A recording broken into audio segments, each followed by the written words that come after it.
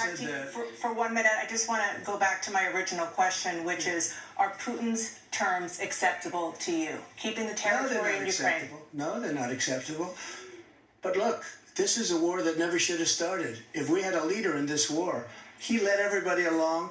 He's given $200 billion now or more to Ukraine. He's given $200 billion. That's a lot of money. I don't think there's ever been anything like it. Every time that Zelensky comes to this country, he walks away with $60 billion. He's the greatest salesman ever. And I'm not knocking him. I'm not knocking anything.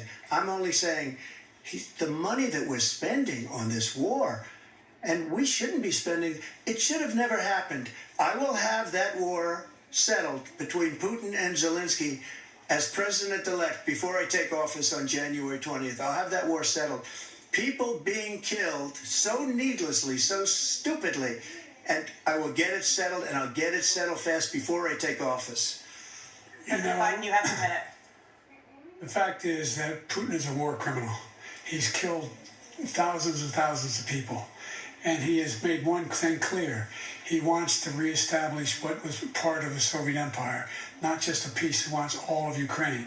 That's what he wants. And then you think he'll stop there? Do you think he'll stop when if he takes Ukraine?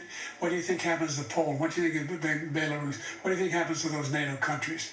And so if you want a war, you ought to find out what he's going to do, because if in fact he does what he says and walks away, by the way, all that money we give Ukraine are from weapons we make here in the United States. We give them the weapons, not the money at this point. And our NATO allies have produced as much funding for Ukraine as we have. That's why we're strong.